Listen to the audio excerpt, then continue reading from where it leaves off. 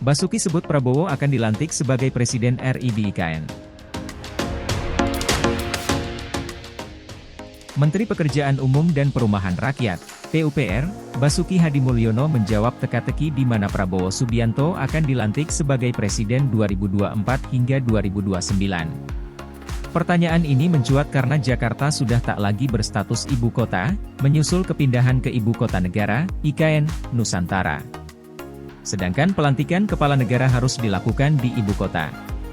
Pelantikan Presiden, Prabowo Subianto, rencananya sih di sana, IKN Nusantara, di IKN, kata Basuki usai rapat kerja dengan Komisi V DPR RI di Jakarta Pusat, Selasa 2 April. Kalau upacara 17 Agustus di sana, IKN, tapi mungkin pidato kenegaraan masih tetap di sini, Jakarta, yang 16 Agustus 2024. Rencananya begitu, jelasnya.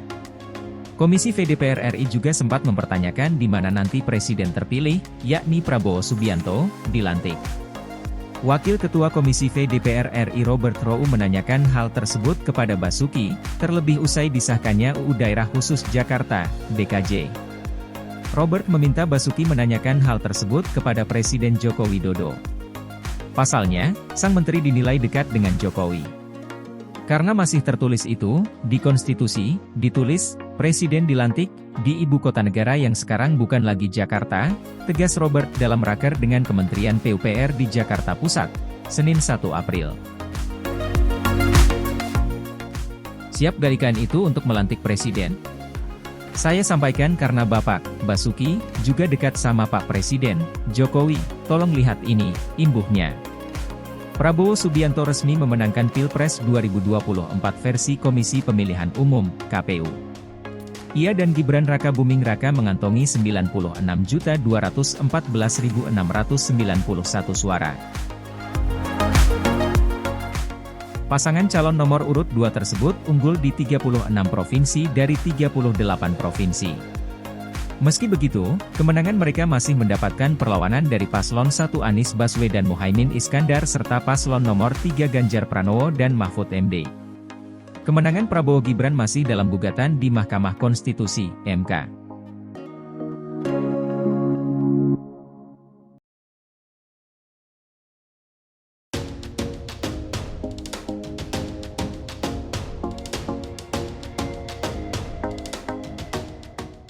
Kementerian PUPR alokasikan Rp35,45 triliun untuk IKN tahun ini.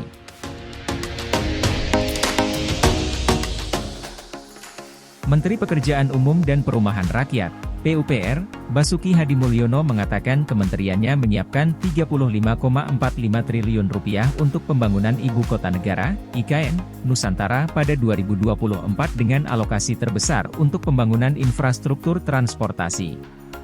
Alokasi, Ditjen, Bina Marga Rp16,67 triliun untuk melanjutkan pembangunan Jalan Sumbu Kebangsaan sisi Barat dan Timur, Jalan Feeder Distrik di kawasan IKN, Jalan Tol Seksi 3A, 3B, 5A, 5B, 6A, 6B, dan 6C1, serta sisi landasan udara Bandara IKN, ujar Basuki di Jakarta, Senin. Ia menuturkan untuk Direktorat Jenderal, Ditjen, Cipta Karya sebesar Rp11,44 triliun untuk membangun fasilitas pendukung sistem penyediaan air minum, SPAM, instalasi pengolahan air limbah, IPAL, tempat pengolahan sampah terpadu, TPST, serta kawasan Istana Kepresidenan dan kantor kementerian. Sementara itu, Ditjen Perumahan mendapatkan anggaran sebesar Rp5,76 triliun untuk melanjutkan pembangunan rumah tapak jabatan menteri dan rumah susun, rusun, bagi ASN, TNI, dan Polri. Selanjutnya, Basuki menyatakan bahwa Ditjen Sumber Daya Air menerima alokasi sebanyak Rp1,58 triliun untuk pengendalian banjir, penyempurnaan dan penataan kawasan bendungan Sepaku Semoy, serta pembangunan embung kawasan inti pusat pemerintahan, KIP. Ia mengatakan hingga 21 Maret 2024, progres pembangunan IKN telah mencapai 89 paket konstruksi dengan total biaya Rp68,8 triliun. Itu terdiri dari batch pertama tahun 2020 sampai dengan Maret 2023 sebanyak 40 paket senilai Rp24,8 triliun dengan progres fisik 78,5% dan batch kedua pada Maret 2023 sampai tahun 2024 sebanyak 49 paket senilai Rp44 triliun dengan progres fisik 26%, ucapnya. Pada kesempatan tersebut, Menteri PUPR juga melaporkan bahwa pihaknya menghabiskan Rp24,97 triliun untuk membangun infrastruktur dasar IKN pada 2023.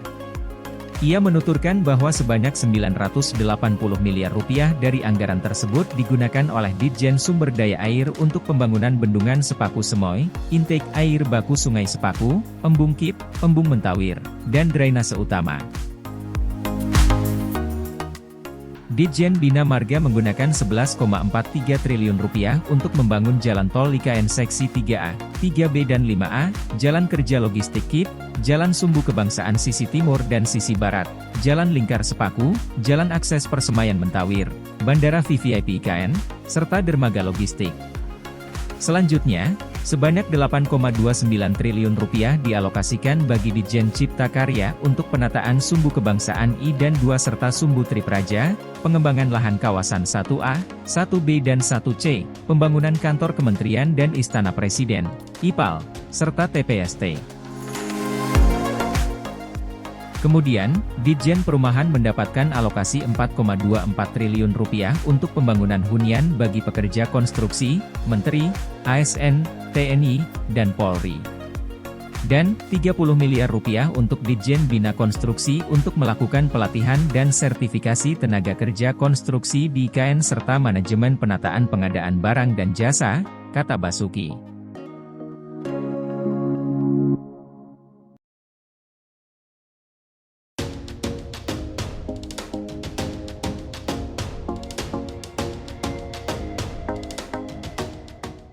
PT SMI dapat kontrak penugasan pemerintah Rp825 miliar buat bangun IKN.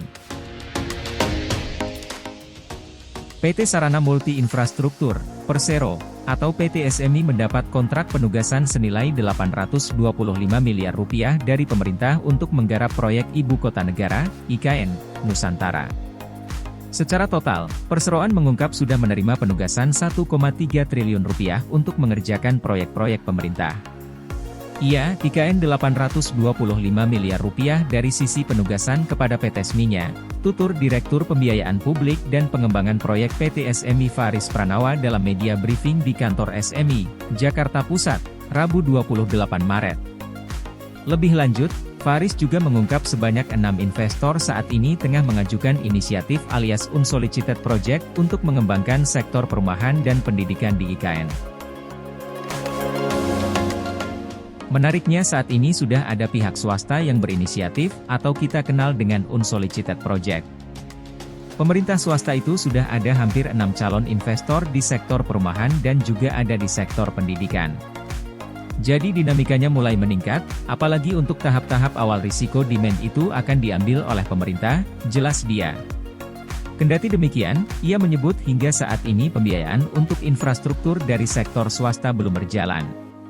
Hal ini dikarenakan pihaknya masih dalam tahap membantu otorita IKN untuk mempersiapkan master plan investasi dan pengembangan organisasi. Belum masuk tahap pembiayaan pihak swasta, imbuh Faris. Ini kita membantu IKN dalam penyiapan proyeknya. Jadi kita melihat proyek yang akan ada partisipasi swasta, kita bantu baik untuk persiapan dokumen ataupun mengevaluasi proposal, lanjutnya.